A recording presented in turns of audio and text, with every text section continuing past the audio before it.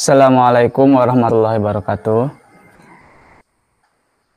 Masih dengan pembahasan kisi-kisi untuk pas IPA kelas 9. Sekali lagi ini kisi-kisi di Kabupaten Pandeglang. Jangan di-subscribe kalau video ini tidak bermanfaat.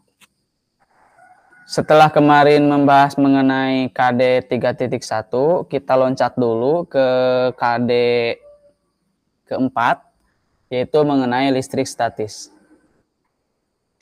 Kisi-kisi yang pertama dan yang kedua ini disajikan gambar elektroskop yang didekati benda bermuatan listrik.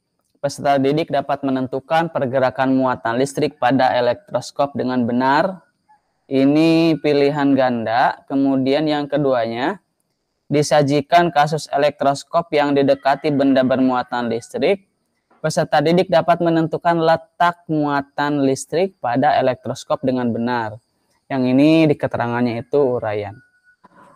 Sebelum ke kisi-kisi secara spesifik, sebetulnya konsep umum yang perlu diketahui adalah sangat mudah. Yang pertama, harus diingat bahwa bagian yang berpindah dari satu benda ke benda lain adalah elektron. Jadi yang bisa loncat itu elektron. Kemudian yang kedua, interaksi muatan yang sama adalah tolak-menolak.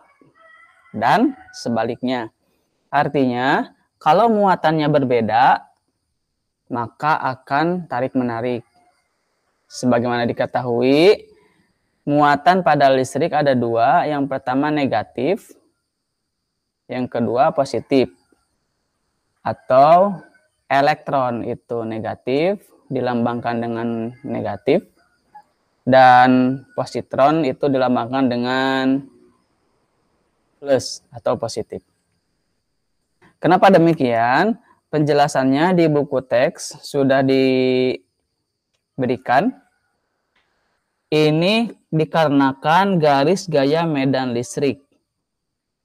Jika Q, muatan Q adalah positif, kemudian yang sebelah tengah itu adalah negatif, maka medan listrik itu keluar dari yang positif menuju ke yang negatif. Artinya, jika ada dua muatan yang berbeda didekatkan atau berdekatan, itu akan saling tarik-menarik. Kalau sama, baik itu plus dengan plus ataupun minus dengan minus, atau negatif dengan negatif, atau positif dengan positif, itu akan tolak-menolak. Nah, sekarang kita ke elektroskop. Yang ditanyakan adalah pergerakan muatannya. Di sini saya coba tayangkan sebuah video, mudah-mudahan mewakili.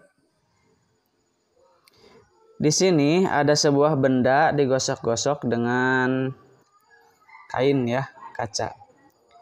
Kemudian ketika didekatkan, daun elektroskop akan mengembang. Ini tidak disentuhkan ya. Jika digambar, ini kaca bermuatan positif. Maka yang terjadi di elektroskop adalah negatif berkumpul di atas elektroskop. Sedangkan di bawahnya, di kedua daun tersisa yang positifnya. Sehingga daun elektroskop mengembang. Karena positif dengan positif itu saling tolak-menolak. Lantas, apa yang terjadi ketika ditempelkan? Ketika ditempelkan, maka yang terjadi adalah perpindahan atau loncatan elektron dari elektroskop ke benda yang bermuatan positif. Sehingga ketika dilepaskan pun, elektroskop daunnya akan tetap terbuka. Sekarang kita lihat jika benda yang didekatkan bermuatan negatif dan elektroskop asalnya netral, maka tetap daun elektroskop akan terbuka.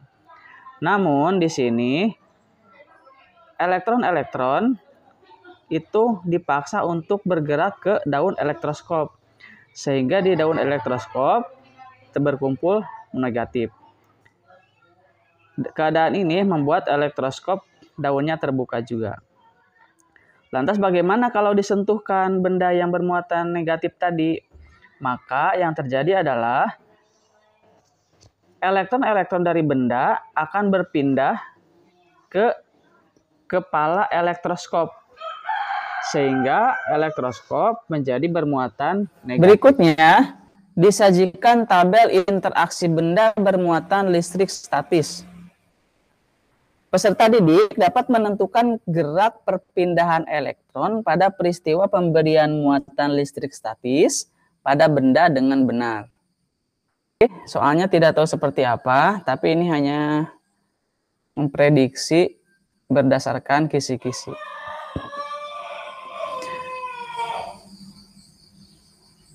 Kemungkinannya seperti ini.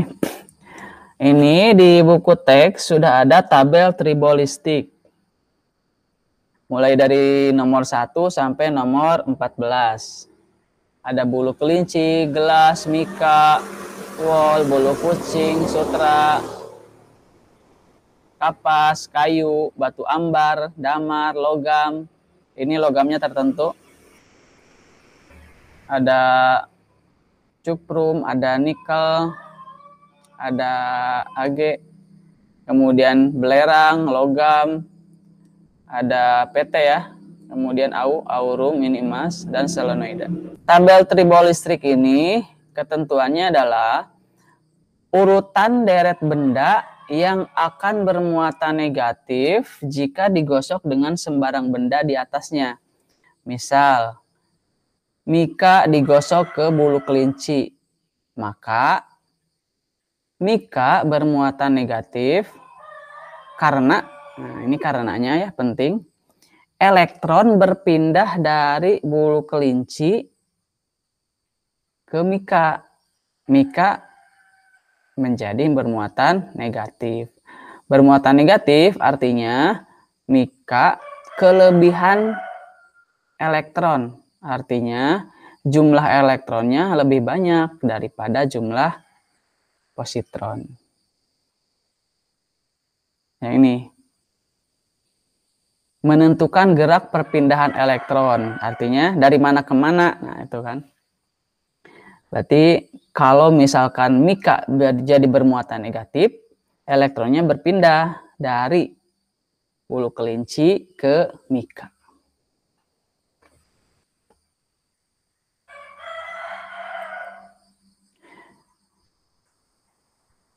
Yang berikutnya. Oh ya, lupa. Nah, mungkin saja yang kasus pada elektroskop ini bisa berkaitan dengan ini. Mika digosok dengan bulu kelinci, lalu didekatkan dengan elektroskop, kepala elektroskop. Maka yang terjadi adalah titik-titik-titik misalkan. Elektron berada di bawah atau di daun elektroskop. Elektron berada di kepala elektroskop atau pilihan lainnya. Nah, yang betul adalah karena mika bermuatan negatif digosok dengan kelinci sehingga kepala elektroskop dipenuhi dengan yang positif. Berikutnya, disajikan gambar bola bermuatan yang digantung. Jadi bolanya sudah ada bermuatan. Peserta didik dapat menentukan muatan yang dimiliki bola tersebut.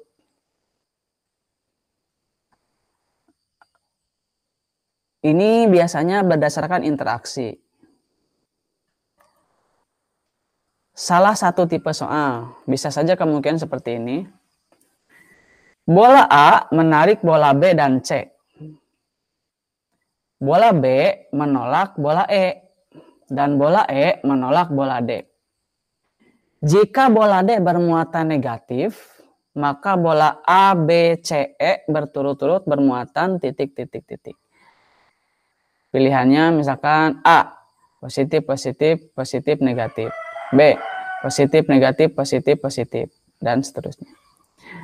Nah, untuk menjawabnya, di sini yang diketahui negatif adalah bola D, maka kita tulis di sini negatif. Oke. Kasih tanda saja. Kemudian bola E menolak bola D. Artinya kalau tolak menolak berarti muatannya sama. E bermuatan sama dengan D, yaitu negatif.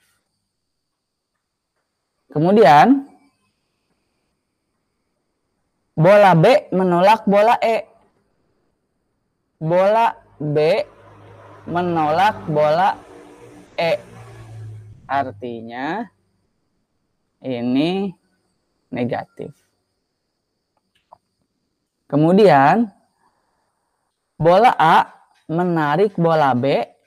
Nah, bola A menarik bola B. Berarti bola A berbeda muatannya dengan bola B. Ini bermuatan positif. Ini bola A menarik bola B dan bola C. Artinya bola A juga menarik bola C. Bola A juga menarik bola C. Maka bola C harus berbeda muatannya dengan bola A. Berarti ini negatif. Maka jawaban yang betul adalah positif, negatif, negatif, negatif. Ini hanya salah satu tipe soal. Kemungkinan seperti ini. Atau bisa tipe yang lainnya. Ya. Tetapi konsep dasarnya adalah kalau sama muatannya tolak menolak, kalau berbeda muatannya tarik menarik. Berikutnya, sajikan kasus dua buah benda bermuatan listrik tidak sejenis yang saling didekatkan pada jarak tertentu. Peserta didik dapat menunjukkan pengaruh jarak antara dua muatan. Nah, ini ada interaksi dua buah benda yang bermuatan listrik dan tidak sejenis. Artinya di sini tarik menarik. Konsep umumnya antara interaksi dua buah muatan ini berhubungan dengan gaya Coulomb. Semakin besar jarak kedua benda yang bermuatan, maka semakin kecil gaya listrik antara benda tersebut. Dan sebaliknya. Artinya, semakin kecil jaraknya atau semakin dekat, maka semakin besar gaya listriknya. Jadi cukup satu saja konsep. Kalau jarak semakin besar, maka gaya semakin kecil. Dan sebaliknya. Semakin besar muatan kedua benda, maka semakin besar gaya listrik antara benda tersebut. Kalau muatannya makin besar, gaya listriknya makin besar. Nah, jika muatan dilambangkan dengan Q dan jarak dilambangkan dengan R, maka hukum Coulomb dapat tuliskan seperti ini. Ya. Gaya Coulomb atau F Coulomb sama dengan K, ini konstanta, yaitu Q1 dikali dengan Q2 dibagi R kuadrat. Ini kuadratnya jangan lupa. Atau kalau misalkan di kalangan fisikawan Sunda, ini dikenal dengan kakiku rorombehen. Kakiku rorombehen. Jadi ini untuk gaya Coulomb. K kali dengan Q dikali dengan Q2 per R kuadrat. R-nya dikuadratkan. Ini konsep umumnya. Ini konsep umum dianggap sudah tahu ya, gaya kolom sama dengan kaki kurorombehan. Salah satu tipe soalnya, ini dibahas salah satu saja, karena jika sudah tahu konsep umum, insya Allah bisa mengerjakan soal tipe apapun. Nanti soalnya mungkin dibolak-balik. Tapi kita fokus ke kisi-kisi. Salah satu contoh soalnya, dua buah muatan yang sama berjarak 3 cm memiliki gaya kolom atau F kolom sama dengan 16 Newton. Jika jaraknya diubah menjadi 6 cm, maka gaya kolom sekarang menjadi titik-titik-titik. Keadaan 1, Q1 sama dengan Q2 sama dengan Q. Kita anggap saja Q muatannya. Tidak tahu berapa. R1-nya di sini diketahui 3 cm atau dalam meter itu 0,03 meter. Interaksinya menghasilkan gaya kolom sebesar 16 Newton. Keadaan kedua, Q1-nya tetap karena tidak ada kata-kata berubah atau ditambah atau dikurangi. R2-nya berubah menjadi 6 cm atau 0,06 meter. Yang jadi pertanyaan sekarang F-nya berapa atau gaya kolomnya menjadi berapa? Pada keadaan 1, gaya kolom ini persamaannya F1, gaya kolom 1 sama dengan K dikali Q1, yang ini, dikali dengan Q2. Dibagi dengan jarak atau R1 yang dikuadratkan. Karena F1-nya di sini sudah diketahui 16, maka kita ganti 16 Newton sama dengan K dikali Q1 dikali Q2 per R1 yang dikuadratkan. Itu keadaan pertama. Lalu kita lihat hubungan jarak yang pertama dengan jarak yang kedua. Jika R2-nya di sini 6 cm, kemudian R1-nya adalah 3 cm, maka R2 ini 2 kali lipat dari R1.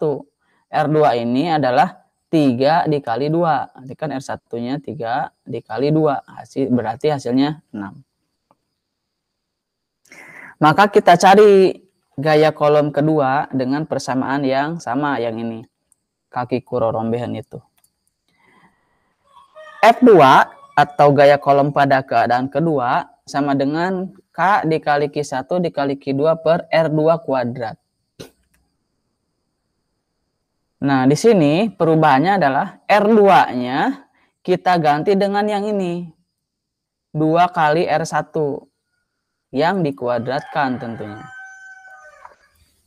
Maka hasil dari 2 dikali R1 yang dikuadratkan adalah 4 dikali R1 yang dikuadratkan.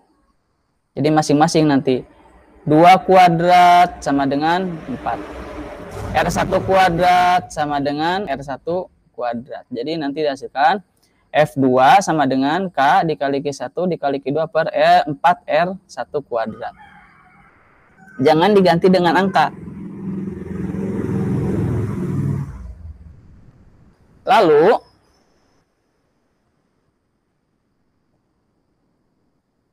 kita ganti yang ininya nih. K Q1 Q2 per R1 kuadrat itu dengan F1. Nih. Ini kan K Q1 Q2 per R1 kuadrat itu adalah F1. Berarti kita bisa tulis di sini tinggal tersisa 1 ya. Bisa kita tulis F2 sama dengan 1/4 dikali F1. Dari mana F1? F1 ini adalah pengganti dari K Q1 Q2 per R kuadrat. Karena diketahui di sini K Q1 Q2 per R1 kuadrat adalah F1. Lalu kita ganti dengan angka karena di sini di soal ada angkanya. Kalau tidak ada, ya sudah sampai sini saja. 1/4 F1.